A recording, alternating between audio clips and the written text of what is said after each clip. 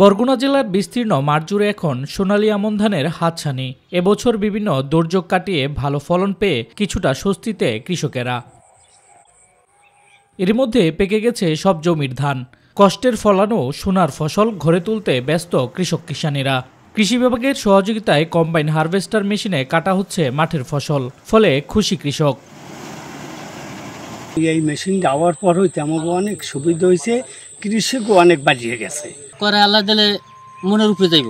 ইরি মোটা দুধ কলম সব দানই ভালো হয়েছে। লেডিটাও খুবই উপকৃত হয়েছে, কারো কাছে ধর্ণা ধরতে হয় না, নিজের জমি নিজে চাষ ইচ্ছা মতো করতে পারলাম। প্রতি শতক জমিতে আমন ধান চাষে কৃষকদের খরচ হয়েছে 400 থেকে 500 টাকা।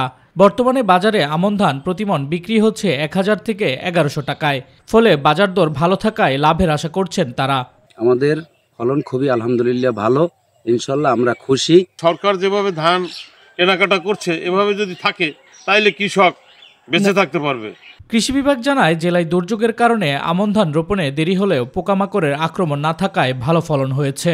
এই বছর বৃষ্টিপাত যথাসময় হওয়া এবং সেই সাথে আমাদের সরকারি যে সার এবং বীজটা আমরা সময় মতো কৃষকের হাতে তুলে দিতে পেরেছি।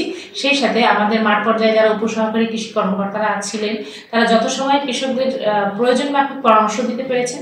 সে কারণে এবছর আমরা আশা করছি যে বরগুনায় আমনের আবাদ গত বছরের তুলনায় বেশি হবে। এবছর জেলায় ধানের লক্ষ্যমাত্রা ছিল 99,132 হেক্টর জমিতে। এই লক্ষ্যমাত্রা ছাড়িয়ে জেলায় আবাদ হয়েছে 1 লাখ হেক্টর জমিতে। আর ধানের উৎপাদন লক্ষ্যমাত্রা ঠিক করা হয়েছে 3 লাখ মেট্রিক টন। শামস তাবরিজ উচ্ছ্বাস, মাই টিভি নিউজ ডেস্ক।